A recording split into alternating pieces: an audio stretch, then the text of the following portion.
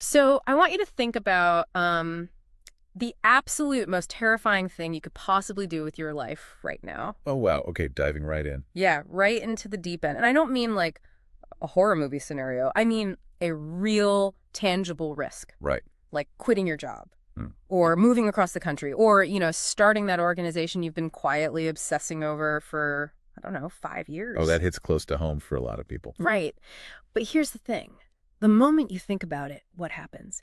Your brain instantly floods you with this very specific, very logical list of reasons why you absolutely shouldn't do it. Oh, yeah. The list is always ready. Always. It's like, well, the economy is terrible. AI is disrupting every industry, right? You have a mortgage. You have a family that completely relies on your predictable bi-weekly paycheck. Safety net. Exactly, the safety net. Yeah. So what do? You push the thought away. You sink back into the couch. You grab your phone. You go to work the next day.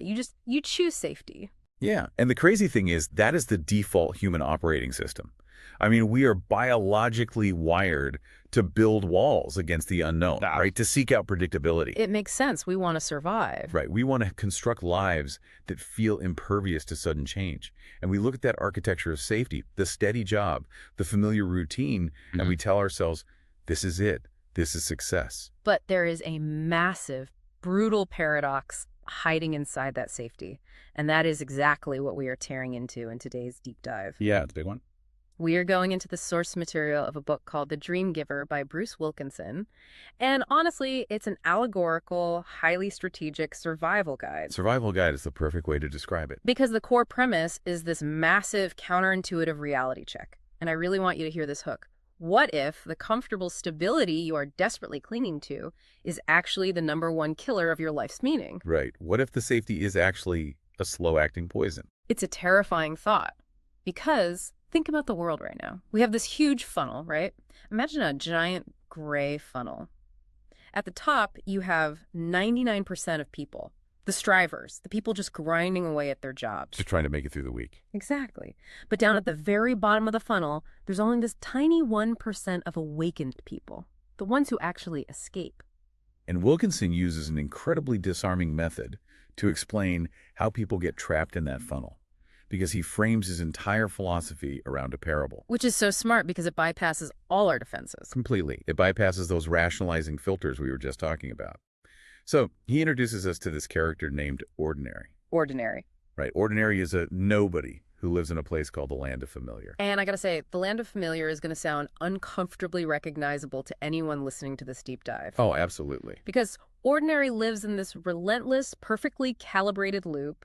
Every single morning, he wakes up and he goes to his usual job. The usual Job. We all know it. Right. He does the expected work, he comes home, he eats roughly the exact same dinner he ate the week before, and then he sits in his recliner to watch what they call the box. The glowing screen. Yeah, the screen that completely mesmerizes everyone in the Land of Familiar. And he just does this day after day, year after year. But the real danger of the Land of Familiar, and this is crucial, isn't that it's miserable. The danger is the illusion of contentment. Ah, right. He thinks he's fine. He genuinely believes he is happy. He blends in perfectly with all the other nobodies. He finds the repetitive routines deeply reliable. But underneath that highly polished surface, there is this subtle, creeping existential dread. That Sunday night feeling. Yes, it's a nagging intuition that he is missing out on something massive, or, to use Wilkinson's exact phrasing, which I love, that he is missing from something massive. Wow. Missing from something. That is exactly that feeling that hits you on a Sunday evening at 7 p.m.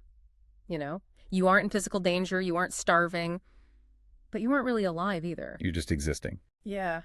It reminds me of that concept of being slowly boiled alive. Like if you drop a frog in boiling water, it jumps out, right? Right, instant reaction. But if you put it in lukewarm water and slowly turn up the heat, it just goes numb. And it eventually dies. Living in the Land of Familiar is exactly like that. You don't realize your vitality is slipping away because the temperature change of your own compromise is just so gradual. And that numbness is the ultimate goal of what we can call the mediocrity trap. It prevents you from ever asking the terrifying questions about your own potential. Because asking is dangerous. Right. We equate familiar routines with physical safety. We think, I know exactly how today will end, therefore I am safe. Which is a complete illusion. It is. Yeah. But that familiarity creates an artificial ceiling. You stop taking risks. And when you stop taking risks, you stop growing. And when you stop growing, you begin to internally stagnate. You essentially become a perfectly well-adjusted participant in your own slow demise. Jeez. That is heavy. But then ordinary experiences this, like glitch in the matrix. The wake-up call? Yeah. He wakes up one morning, and there's a white feather sitting on his windowsill. And this thought just echoes in his mind. What you're missing, you already have. Such a powerful line. It really is. He discovers this big dream tucked away in a corner of his heart.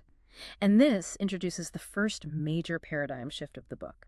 When we feel trapped, I think we usually assume we need to go out into the world and, invent an escape route. Right, that we need to brainstorm a completely new identity from scratch. Exactly. But Wilkinson argues the exact opposite. He does. He says you don't have to invent a way out. You just have to uncover the map that is already inside you. Uncover it, not create it. Right. You don't create your life's purpose. It's a pre-installed genetic code waiting to be activated. Okay, I need to pause right here because I have to push back a little. Go for it. Are we seriously supposed to believe that every single person, literally all 8 billion of us on the planet, has a grand pre-installed destiny? I mean, that sounds a little bit like a fairy tale. It does sound nice. It sounds like magical thinking written on a corporate motivational poster. Is there any actual structural reality to this? That is a totally fair skepticism. Yeah. And it sounds ethereal until you look at Wilkinson's actual life data and background. Okay, let's look at the author. Who is he? Well, his background involves immense global travel and education. He wrote The Prayer of Jabez, which was a massive global phenomenon that got millions of people to pray for bigger borders in their lives. Right, I remember that book. It was everywhere. Exactly. So he has sat in high-rise boardrooms with Manhattan elites, and he has literally sat in the dirt with villagers in remote areas of southern Africa. The extremes of human experience. Absolute extremes. Yeah. And across all those vastly different cultures, economies, and realities, he found one unshakable constant. Every single person possesses a big dream. Every person. Every person. But it's vital to define what he means by a big dream because it is not a fantasy. Right. It's not like, I want to be an astronaut when you're 50. Or wishing you were a famous actor or a billionaire just for the status. So it's not a desire to just escape your life. Exactly. This big dream is a unique, irreplaceable mission that is woven directly into your specific passions and abilities from birth. Like a genetic code? Like a genetic code. It's an alignment. Think of your own psychology as a piece of hardware. You have specific aptitudes, like things you learn significantly faster than other people do. Okay, yeah. And you have specific emotional triggers, like injustices or problems in the world that bother you deeply, while the person sitting right next to you doesn't even notice them. Oh, that's interesting. So it's the things that agitate you, too. Yes. The big dream is simply the intersection of your unique, innate design and a specific need in the world. It feels like destiny because it's a perfect structural fit. So it's basically the DNA of your own personality finally being allowed to dictate your actions rather than your actions being dictated by your mortgage and your boss. Precisely. You've just buried that architecture under the weight of the usual job. Which naturally leads to a really uncomfortable question for all of us. If this genetic code for purpose exists in 100% of the population, why are so many people so deeply miserable? It's the multi-million-dollar question. Right. Why is there an absolute epidemic of envy? I mean, we spend hours scrolling through our phones, staring at our own versions of the box, intensely wishing we had someone else's vacation, someone else's career, just someone else's life. Well, Wilkinson is adamant that 100% of people have this dream, but a massive percentage of the population has simply developed a psychological amnesia. They just forgot. They have forgotten it entirely. Or they actively convince themselves it was stupid. There is an incredible story in the source material that illustrates this perfectly, and I love this so much. So Wilkinson was having lunch in Hollywood with a major television producer. A very cynical guy, presumably. Oh, extremely skeptical of this entire concept. He essentially told Wilkinson, look, only a tiny fraction of humanity are born dreamers. The rest are just regular workers. Basically saying, don't kid yourself. Yeah, he says, you cannot seriously sit here and tell me everyone in this restaurant has some grand hidden purpose. So what does Wilkinson do? He decides to run a live experiment. He does. He takes a massive social risk. He calls over their waitress, a woman named Sanja, And right there at the table, he looks at her and asks a deeply piercing question. Which is? He asks, "Are you doing what you've always wished you could be doing?" Oh, man. You can imagine the tension at that table. Can you imagine being a waitress and a guy asks you that while you're pouring water? But Sanja stops, and she admits that no, she isn't. She says she always dreamed of being a nurse. A nurse? Yeah, her mother was a nurse, her sister was a nurse, and Wilkinson asks if she thinks she'd be a good one. And she knows she would be. She immediately gets emotional and says, "Yes, I would." The dream is right there. It's literally hovering just millimeters below the surface of her usual Joe. But watch what happens next. This is the human condition right here. The defensive walls immediately go up. Right. Wilkinson asks the logical follow-up, "Well, why aren't you doing it?" And here come the excuses. Instantly, Sanja unleashes a barrage of hyper-practical, land-of-familiar excuses.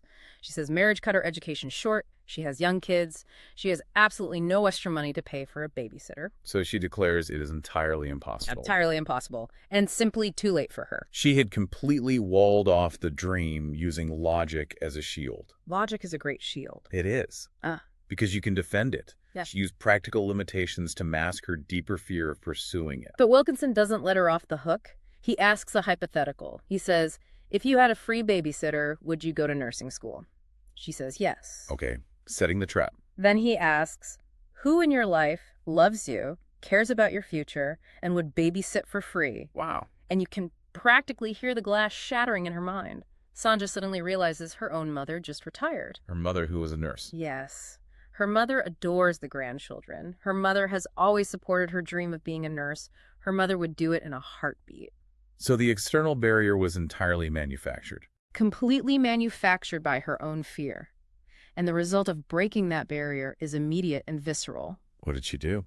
Sanja literally leaves the table, walks across the restaurant to a friend, and announces through tears of absolute joy that she is going to become a nurse. Right there on the ship. Right there. And the Hollywood producer is left sitting there in stunned silence. He turns to Wilkinson and says, "If I hadn't seen that with my own eyes, I never would have believed it." That is so powerful, because the tragedy revealed by Wilkinson's broader observations is staggering. He notes that roughly 40% of people are currently stuck in what he calls a wasteland of unfulfillment. 40%. That is an oceanic amount of human potential just sitting completely dormant. And unlocking this dream requires aggressively confronting the exact reasons we buried it in the first place. Because we all have our own dirt. Right. For Sanja, she buried it under financial anxiety and a perceived lack of support. We all have our own specific flavor of dirt that we shovel over our dreams. It's the ultimate tragedy. It's like discovering you have $1 million winning lottery ticket stuffed in the pocket of an old pair of jeans. Yeah. But you are currently starving to death because you forgot you put it there. The wealth is already yours. The permission to live fully is already granted. You just refuse to reach into your own pocket. You'd rather envy someone else's ticket. Exactly. Stop wishing you were someone else. Once you unlock your specific code, envy just evaporates because you realize nobody else in the world is actually qualified to do your specific job. That is a profound psychological release. But Wilkinson is also intensely pragmatic. Discovering the dream, finding the feather, having that realization at the restaurant table, that is really the spark. The easy part, really. It is. Yeah. To actually live it out, Yeah. you have to execute. You have to walk the path. And this is where the book transitions from a philosophical parable into a precise, tactical blueprint. A survival guide. Yes. Yeah. Because you must survive a very specific historical sequence of obstacles. And this might be the most crucial takeaway for anyone listening who feels like they're constantly failing.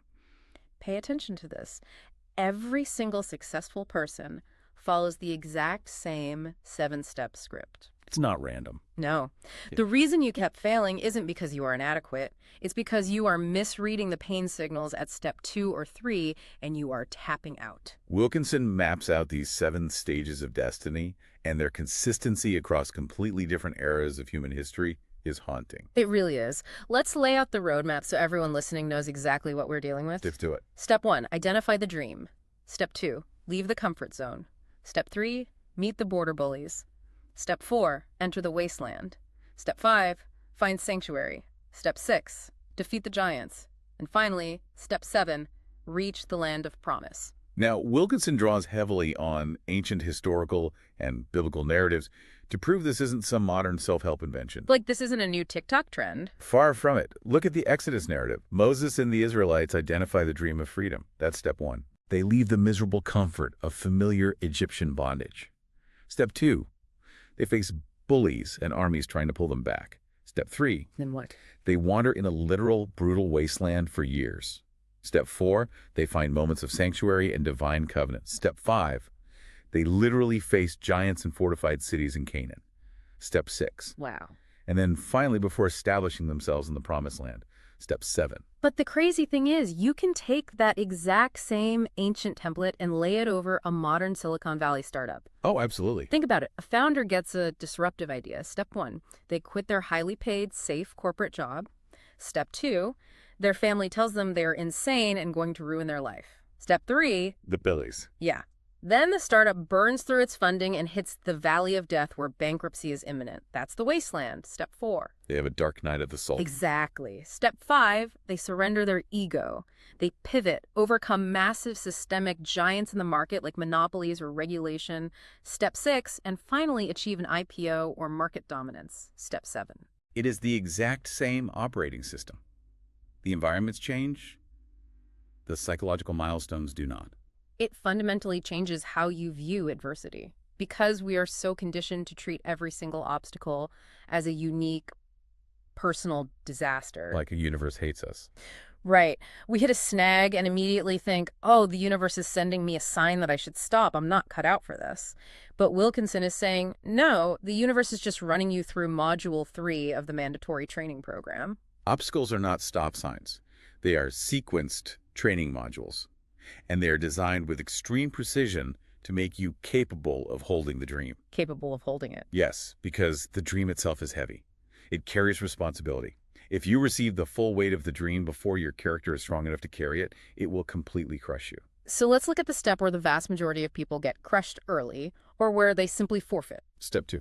Step 2, leaving the comfort zone. Or, as the slide material calls it, the sweet poison of the comfort zone. In the parable, Ordinary packs his bag, leaves the land of familiar, and heads for the border.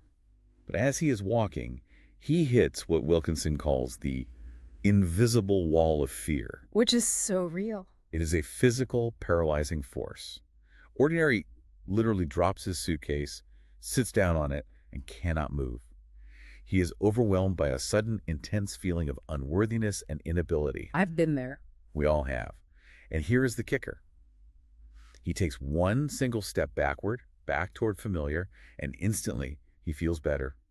The anxiety evaporates. The pressure drops. Why? Why does giving up feel so good in the moment? Because his brain is flooding his system with chemical rewards for returning to homeostasis. Oh, biology is working against us. Exactly. The human brain is a prediction engine. It loves what it can predict, even if what it predicts is miserable. Wow. When you step into the unknown, your brain perceives a lack of data as a literal threat to your survival. It triggers the amygdala. It pumps you full of cortisol.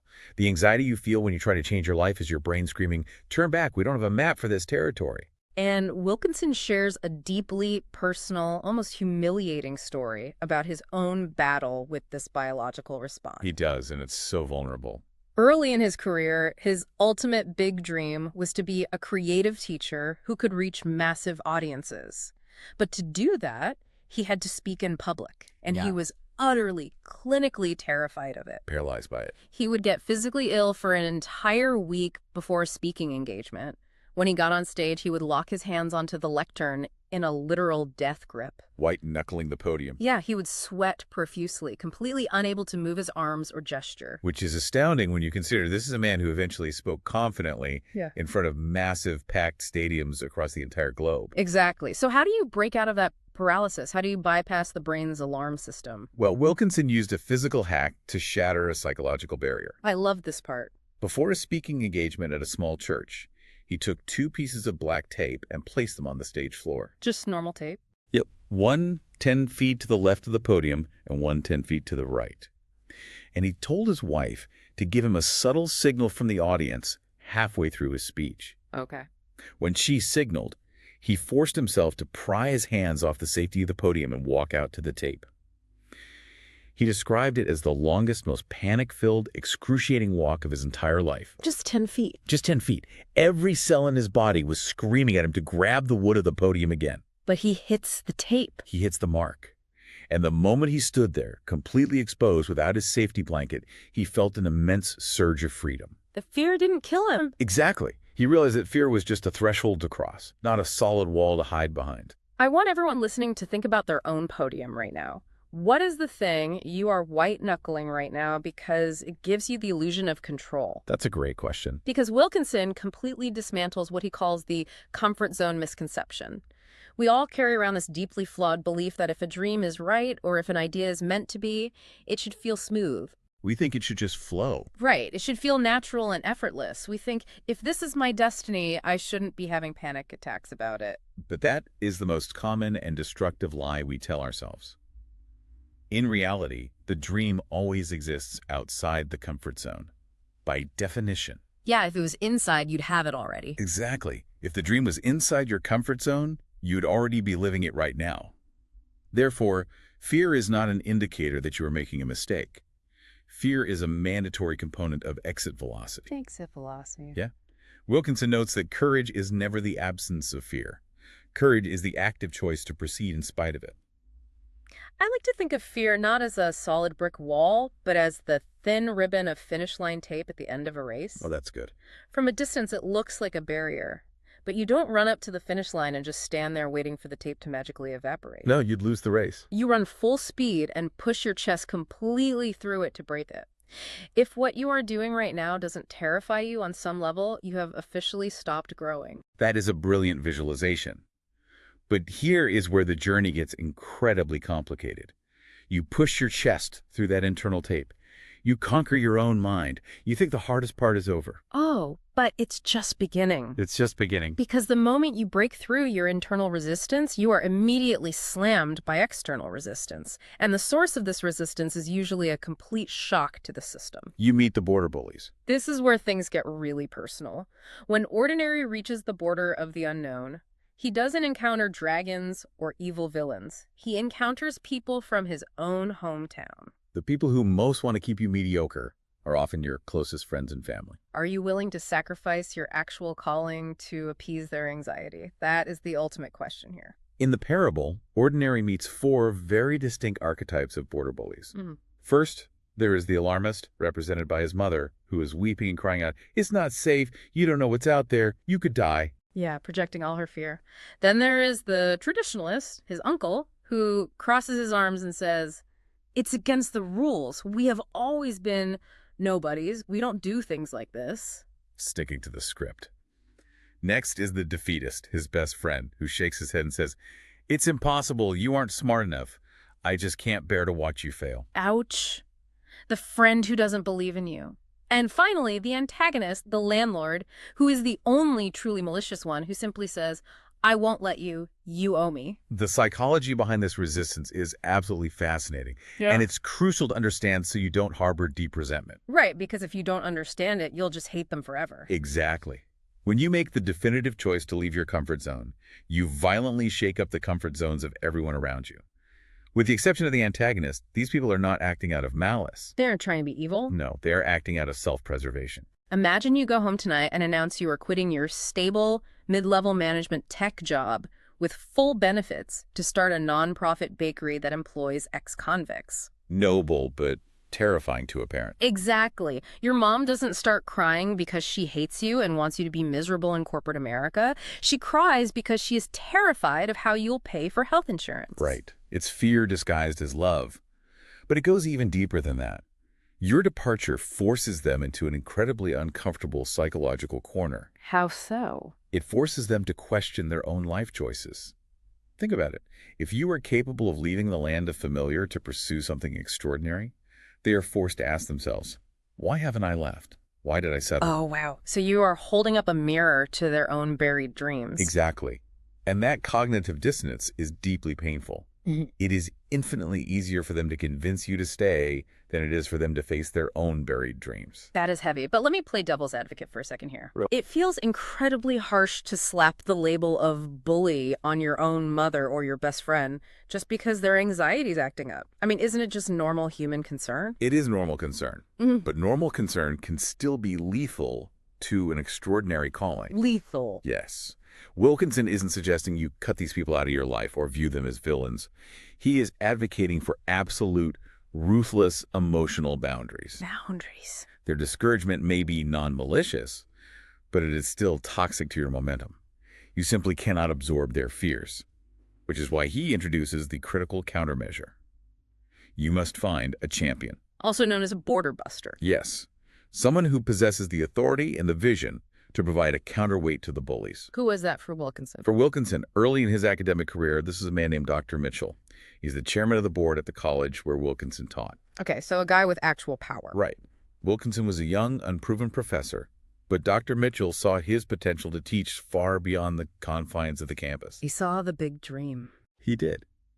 So Dr. Mitchell quietly and strategically rearranged Wilkinson's entire teaching schedule. He compacted Wilkinson's classes so that he had the weekends completely free to travel and speak nationally. Wow. Now, this caused massive friction and jealousy among the other faculty members who wanted the same privilege. I bet the traditionalists probably hated it. They did. But Dr. Mitchell stood as a shield. He provided a greenhouse of protection. He absorbed the institutional heat and the bullying from the staff so that Wilkinson's dream could take root and grow. That is so important. You absolutely must find a champion who validates your calling when your biological family or your peers are panicking. So, you ignore the non-malicious bullies, you lean on your champion, you cross the border into the unknown, and you expect the clouds to part, the angels to sing, and to finally step into the promised land. The hard part is over. You did it. Nope. But no, instead of a paradise, you step straight into a completely barren desert. Welcome to the wasteland. This brings us to a concept I want to call the wasteland premium. We have this deeply ingrained idea that if things get really hard, it means we took a wrong turn. That we made a mistake. Right. But hitting rock bottom isn't a waste of time. It is a mandatory, high-pressure leadership training course. In the parable, Ordinary wanders aimlessly through this vast, scorching desert.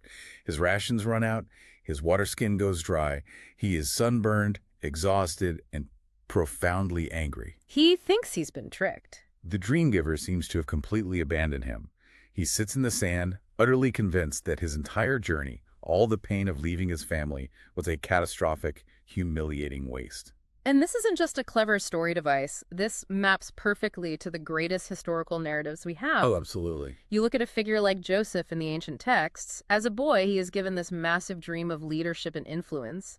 And what is his immediate reward for harboring that dream? A pit. A pit. He is thrown into a pit, sold into human trafficking by his own brothers, falsely accused of a crime, and spends years rotting in a dark Egyptian dungeon. Talk about a wasteland. Or look at David. He is literally anointed to be the king of the nation.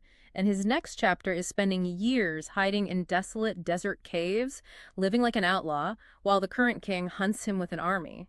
They spent years, sometimes decades, in a total wasteland. But the delay is the point. This is the paradoxical premium value of the wasteland.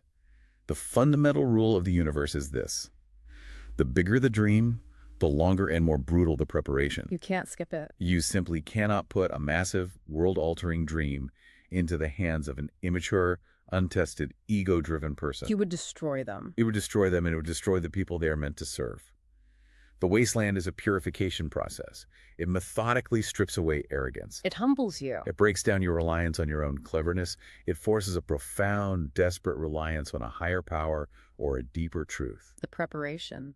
Wilkinson actually consulted with a PhD expert in leadership development who told him that the single most effective way to forge a world-class, resilient leader is to take them entirely out of their safe, familiar environment and throw them into a new arena where they are completely in over their head. I love trying to visualize this. To me, the wasteland is exactly like a major operating system update on your smartphone. Oh, that's a good one. You know when you hit install update and the screen goes completely black? There's just that tiny, slow-moving progress bar. And you just have to stare at it. For that entire duration, your phone is completely bricked. It is useless. You can't make an emergency call, you can't check your email, you can't take a photo. It feels like a massive waste of time and productivity. Yeah. But it absolutely has to happen. The phone has to go dark so the core code can be rewritten to handle bigger, more complex, more demanding applications. When you are in the wasteland, you aren't dying, you are being recoded. That is an incredibly apt analogy. The downtime is the upgrade. And Wilkinson doesn't just preach this from a distance. He lived it in a way that is honestly hard to read about. Let's talk about the $60,000 lesson. This is a heavy one. Because we need to look at a real-life wasteland involving massive public financial humiliation. This is one of the most sobering and instructive moments in Wilkinson's entire biography. If you are listening to this and you have recently failed at something huge, I want you to listen closely to this next story. Your absolute worst failure is not a punishment. It is a delayed, exponentially better gift. Let's lay out the exact facts of this failure. It is 1977. Wilkinson and his young team feel an undeniable, burning calling to start a daily devotional magazine called The Next Meal. Okay. They are completely convinced this is their big dream. They operate purely on faith. They decide not to charge a subscription fee for the magazine, fully believing that the financial provision will miraculously follow the vision. A bold move. And initially, it looks like they are right. Subscriptions absolutely skyrocket. People love the content. But what's the problem? The donations. They never materialize. Oh, no. They bleed cash at a terrifying rate. Within just 5 months, they were $60,000 in debt. In 1977? Yes. And to put that number in its proper historical context, Wilkinson notes that at the time, $60,000 was the equivalent of 5 years of his total salary. It's an apocalyptic amount of debt for a young guy. So what do? They are holding daily prayer meetings. They are pleading for a miracle. They are checking the mail. And absolutely nothing happens. The heavens are brass. Just silence. Finally, reality caves in. On a Friday evening at 5 p.m., they hold a somber, devastating team meeting. They officially shut the magazine down. Admitting defeat. They have to face the humiliation of writing letters to their loyal readers and their furious printers, explaining that they have failed and have to figure out a way to slowly, agonizingly pay back a mountain of debt. I can't even imagine that feeling. Wilkinson went home that night, looked at his wife, and said out of pure bitterness, "One thing is for sure. God never called us to do magazines, and we will never do another one." He was done. He felt completely betrayed and abandoned by the dream giver. So I have to ask the question that anyone would ask in that situation. Why the brutal public failure? If the dream giver is allegedly orchestrating this master plan, why couldn't he just gently steer Wilkinson to a better business model? Right. Why the trauma? Why allow him to accrue 5 years' worth of debt and suffer that intense humiliation? It's the ultimate question of human suffering and delayed success. But Wilkinson breaks down the face-slapping truth that he only realized years in retrospect. Which was? God didn't abandon him in 1977. He was systematically breaking him down to prepare him for something infinitely larger. Okay, unpack that. That complete, undeniable failure destroyed Wilkinson's naive reliance on his own enthusiasm. It forced him to learn the brutal, unforgiving mechanics of the publishing industry. It taught him how to manage margins, how to handle distribution, how to communicate with vendors. It was an MBA paid for in blood and tears. Exactly. And what was the return on that investment? Years later, utilizing the hard-won, cynical lessons forged in that exact failure, Wilkinson's organization launched the Daily Walk magazine. Oh. That single publication became a juggernaut. It led to them publishing 10 different magazines a month and eventually printing and distributing over 100 million copies globally. Wow. 100 million. So the $60,000 wasn't a fine for being stupid. It was the exact tuition required for a 100 million copy education. Precisely. Profound, unbreakable reliance and systemic competence are only forged in the fires of our own total failure. Okay, so you survive the wasteland, you learn the brutal lessons, you pay the tuition, and eventually you stumble out of the desert and you find an oasis. But the price of admission to the next stage of your destiny is the most wildly counterintuitive step of the entire journey. We arrive at the ultimate paradox: sanctuary and surrender. Here's the paradox. The only way to actually keep your dream is to completely give it away. In the parable, Ordinary stumbles into a place called sanctuary. It is a lush, beautiful forest with a pool of perfectly still water. A break, finally. He washes off the grime and the dust of the wasteland. He climbs a high peak And for the first time, he can finally see the promised land gleaming on the horizon. He made it. He is ecstatic. The journey is almost over. But in that moment of triumph, the dream giver approaches him and asks for the dream back. It is an absolute gut punch. Ordinary has sacrificed his relationships, survived the bullies, nearly starved to death in the desert, and now, right at the finish line, he's told to hand over the ticket. And again, Wilkinson grounds this allegorical moment in his own agonizing reality. When did this happen for him? He shares a story of a specific night where he felt a crushing, undeniable conviction that he needed to mentally and legally surrender his entire organization, walk through the Bible. His life's work. He had spent years building this incredible global ministry. It was his baby. But he felt a distinct demand from the dream giver to let it go, to implement a specific policy he was certain would bankrupt the organization and force it to close. Wow. He wrestled with this demand in the dark until 3 a.m., weeping, until he was finally genuinely willing to let the dream die if that is what was required. Okay, I have to be honest, I struggle with this concept immensely. A lot of people do. This sounds like a wildly toxic relationship dynamic. Yeah. Imagine a parent or a partner saying, I gave you a beautiful, precious gift. You cherished it, you suffered for it, and now I demand you give it back to me just to prove that you love me more than the gift. It sounds manipulative. It really does. Why on earth is this psychological torture necessary? It is a completely understandable reaction, but it misses the deep, insidious psychology of human ownership and ego. Ego. Okay. The danger inherent in possessing a dream is that over time, if you cling to it too tightly, it ceases to be a mission of service and mutates into an idol. It becomes a monument to your own ego, your own identity, your own success. It becomes about my company, my bestseller, my legacy. Exactly. When you own the dream, you start making decisions to protect the institution or your reputation rather than serving the original pure purpose of the dream. So it corrupts. Yes. By forcing you into a corner where you must surrender the dream giver is executing a radical purification of your motives. When you open your hands and hand it back, you are making a definitive declaration. I am merely a steward of this resource, not the owner. It's an ego death. It is a total ego death. And the beautiful paradox is that when the dream is handed back to you, which in Wilkinson's experience it almost always is, it is fundamentally changed. It's bigger. It ceases to be your personal vanity project, and it is upgraded to a God-sized mission.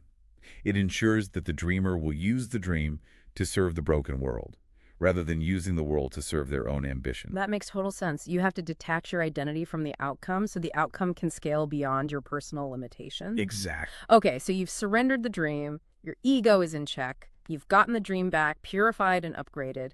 Now you step into the Valley of Giants. The final bosses, the systemic obstacles. We spend so much time wishing our lives were easier, but here's the truth you have to swallow.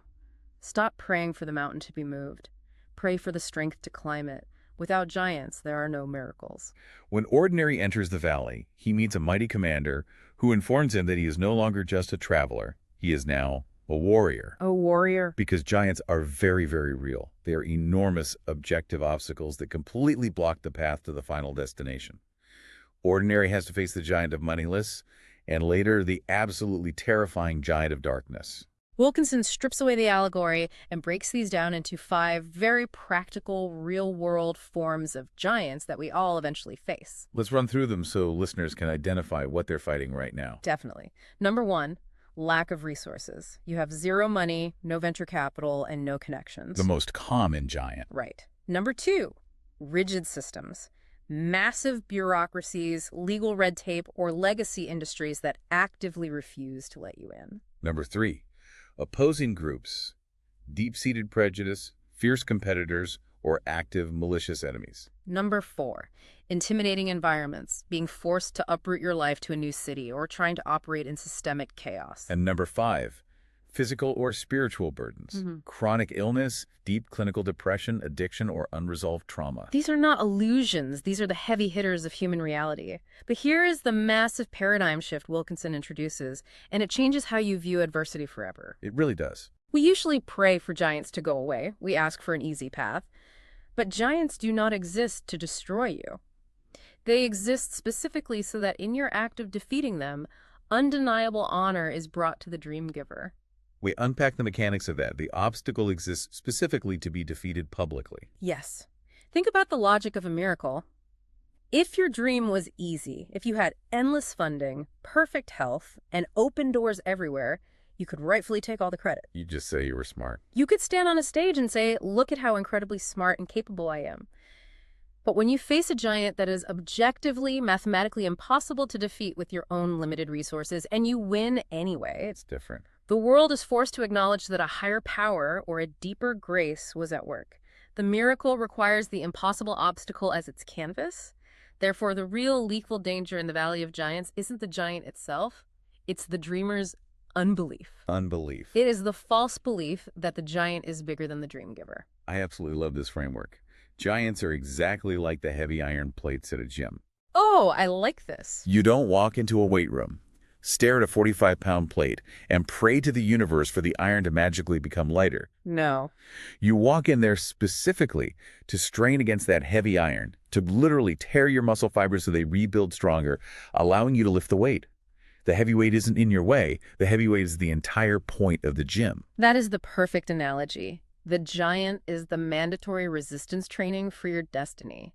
And when Ordinary finally faces the ultimate giant of darkness, he realizes his conventional weapons are useless. He has to let them go. He has to lay down his sword and fight with nothing but his white feather symbolizing pure, unadulterated faith. And the giant falls. Which leads to the most profound plot twist in the entire book. When the giant falls, you finally walk into the promised land, but it doesn't look anything like what you expected. The great power transfer. The pivot from ego to global need. Listen to me closely here, because this is where the self-help industry gets it wrong. Your dream isn't about your success. It's the exact intersection of your specific talent and the world's deepest pain. When Ordinary walks into the city of anybody's, the place he has been striving toward this entire time, the place he thought would be his gleaming, luxurious promised land, he is utterly shocked. It's not what he pictured. It isn't a palace of leisure. It is a broken, impoverished, deeply hurting city. The giant of darkness had oppressed these people for years, and they are suffering. And suddenly, the puzzle pieces of his entire life snap together. Ordinary realizes the big dream he's carried all this time, the specific skills he forged in the wasteland, are perfectly matched to the big need of this specific broken city. The puzzle pieces fit. His unique abilities are the exact required medicine for their specific disease. What's fascinating here is how this completely inverts our modern ambition. We spend the whole journey focused inward. We think it's a self-help quest for self-actualization, getting the corner office, finding our bliss, maximizing our 401k. Wait, it's my journey. But in the end, it's entirely about service. You were being forged in the fire, so you could become a tool to fix a specific crack in the foundation of the world. And Wilkinson argues that when you finally make this pivot, when you stop chasing personal success and prestige, you start attacking systemic pain, the physics of the universe actually change. The physics change. All the necessary resources automatically begin to flow toward you. You cease being a reservoir trying to hoard water, and you become a conduit through which water flows to the thirsty. And Wilkinson didn't just write this as a nice theory. He lived this plot twist in a way that is staggering. Let's move into the Africa documentary section of the source material, because this realization completely upended his life. It took him from the absolute peak of comfort and success in America straight into the bleeding heart of Africa. He had reached the pinnacle of his field, but he resigned as the president of Walk Through the Bible, the very dream he had surrendered in sanctuary years before, to tackle a newly revealed massive giant. I want to warn you, the hook for this section is heavy. It's a truth that hurts to hear. Yeah. If a child is suffering on the street, it's because someone, somewhere, hasn't woken up to their big dream yet. Will that be you? Wilkinson moved his entire life to Johannesburg, South Africa, to directly confront the catastrophic HIV/AIDS crisis. The numbers he details in the book are devastating to even read. At the time of his work there were roughly 13 million orphans in sub-Saharan Africa. 13 million. 8,000 people were dying every single day. 14,000 new people were being infected every single day. It was a giant of unimaginable proportions. He shares a very specific, harrowing story about filming a movie called Beat the Drum. It was a narrative film about a young AIDS orphan named Musa, designed to raise global awareness. But while they were filming, reality violently bled into the fiction. Yeah. While they were setting up a shot on a cold street corner in Johannesburg, the crew discovered that a real, nameless boy of the exact same age as their lead actor had died of exposure on the sidewalk overnight. It is a haunting, horrifying image, and it forced Wilkinson into a deeply uncomfortable theological and philosophical corner. He had to explore the heavy reality that unpursued dreams have a literal cost. A literal body count. He realized that the traditional model of charity, giving away a bit of surplus food or tossing a few dollars into a collection plate, was just tossing drops of hope in an ocean of suffering. It was completely mathematically inadequate. He asks a brutal question: why did that nameless boy die on the sidewalk? And his conclusion is revolutionary. He determines that the boy's desperate need was actually someone else's unfulfilled dream. Think about that. God had already deposited the specific talent, the exact resources, and the specific calling into someone on earth to build a shelter or a system to help that exact boy. But that person chose to stay in the land of familiar. They chose their comfortable couch over their calling. That is the ultimate cost of the comfort zone. It is not a victimless crime. That is a staggering, face-slapping thought. We constantly frame our unfulfilled dreams as a personal, private tragedy. We say, oh, it's a shame I never wrote that novel, or it's sad I never started that after-school program, but oh well. Like, it only affects us. Wilkinson is arguing that our unused talents have a literal body count. People are suffering because we are refusing to fill the cracks in the world we were specifically genetically designed to fill. It shifts the entire moral weight of human existence. Your potential is no longer just about your personal fulfillment. It is about your moral responsibility to the big need. So practically speaking, how do you even begin to tackle a giant as big as 13 million orphans? How do you look at that number and not just collapse in despair? Wilkinson realized you have to break all the traditional rules of strategic planning. You have to engage in strategic reconstruction. Needs first, resources second. Here is the strategic hook. If you don't have money or resources, you must aim for the absolute biggest, most impossible project you can conceive. That is the only way to trigger massive supernatural intervention. Which completely inverts how we are taught to operate in business or life.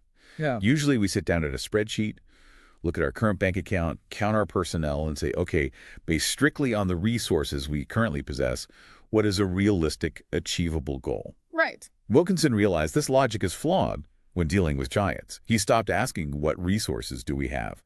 And started asking, what does God want done? What is the actual size of the need? Right. If the need is 13 million orphans, setting a realistic goal to help 50 kids based on your current budget isn't strategic. It's an insult to the scale of the crisis. Exactly. So he details this incredible moment at a massive satellite conference he organized called Turn the Tide. He stood up and challenged the audience across Africa to sponsor 1,000 orphans in a single day. 1,000. Now, context is key here. The previous record for sponsorships in a single meeting of that kind was around 300, and that was in the wealthy United States. And he's asking for 1,000. He was asking for a completely impossible, unprecedented leap in a developing nation. But by focusing unapologetically on the massive scale of the need rather than the limitations of the audience, he electrified them. The sheer audacity of the goal woke them up. One single family was so moved they stepped up to sponsor 1,000 orphans entirely on their own. Wow. By the end of that single day, they had secured 3,000 sponsorships. It's reverse engineering the impossible. Instead of trying to build a bridge over a massive chasm by meticulously counting your bricks first, you look at the chasm you must cross, you publicly commit to crossing it, and you step out over the edge, fully trusting that the bricks will materialize under your feet as you fall. The absolute, unyielding commitment to the big need acts as a massive magnet for the required resources. It's a principle of systemic leverage. When you commit to solving a problem at its actual terrifying scale, you attract partners, resources, capital, and, in Wilkinson's worldview, divine intervention. That would never, ever show up to fund a mediocre, safe, realistic goal. So you take the massive leap, the resources miraculously show up. You start making a real dent in the universe. But the effect doesn't just stop with you and your project. It becomes a contagion. The principle of exponential growth. Achieving your dream isn't the finish line. It's just the admission ticket to an even bigger miracle. In the conclusion of the parable, Ordinary doesn't just do the hard work of rebuilding the city by himself. He teaches his unfamiliar song, the song of the dream giver, to the anybodies. And the frequency of that song begins to wake up their hidden, dormant dreams. The entire city begins to transform exponentially as nobodies become Somebody's, each living out their highly specific purpose. But then, just as Ordinary dusts off his hands and thinks he can finally kick back and relax, the dream giver taps him on the shoulder, points to the far horizon, to entirely new lands and uncharted waters, and says, "Let me show you more." The dynamic nature of dreams is that they iterate. A true dream never dies, it expands. Many people falsely believe the Promised Land is a place of retirement. But Wilkinson makes it clear. If you achieve your massive dream and then you stop moving, you simply calcify. You just build a brand new, luxurious comfort zone, and you begin to stagnate all over again, just at a higher altitude of success. So to be perfectly clear, is there ever a point in this process where you just get to sit back, sip a pina colada, and say, "I'm done"? The uncompromising answer is no. A life of true purpose requires perpetual motion. The needs of the world are constantly evolving, and your capacity to meet them is constantly expanding. Mediocrity is the only place you get to sit back. Greatness requires you to continually answer the call to come further. Which brings us to the open question. The challenge for everyone listening to this right now. We have walked the entire 7-step blueprint, from the numbing, lukewarm water of the comfort zone to the perpetual, terrifying expansion of the Promised Land. It's time to break the cycle. History is repeating itself right outside your window. The global turbulence we face today, the massive economic shifts, the technological disruptions that are making old jobs obsolete, these are the new giants. And the world is desperately calling for a new generation of giant slayers. Are you going to stay in the armchair that is slowly killing you? Wilkinson's ultimate enduring message is that the dream giver loves nobodies. He doesn't need prepackaged, fully funded heroes. He needs ordinary people who are willing to take the first step of a 7-step journey into the unknown. I want you to think back to the image of the white feather resting on Ordinary's windowsill. Think about your own life right now. Every piece of anxiety you feel about that crazy, impossible idea you have. That persistent intuition that you are meant for something more than answering emails until you die. That is your feather. It is a direct invitation to a life of profound consequence. That feather is sitting on your windowsill right now. It's the thing you are absolutely terrified to look at because you know deep down in your bones that if you pick it up, your comfortable, predictable life is over. The familiar routines, the easy answers, the safe harbor, it all burns down the second you claim that dream. But what replaces those ashes is a life of immense meaning, deep reliance, and the actual ability to heal the broken parts of the world. So we want to leave you with one final lingering thought to mull over today as you go back to your routine. What if the very thing you are using to distract yourself right now, the TV, the mindless scrolling on your phone, maybe even hiding in the safety of consuming educational deep dives like this one, is exactly what the dream giver is asking you to put down? The world does not need more comfortable, well-adjusted people sitting in recliners. It has a 13 million orphan-sized hole that only people who have come fully alive can fill. Will you be the one to break the cycle today? Or are you just going to point at the safe architecture of your life, turn up the heat and the lukewarm water, and go back to sleep?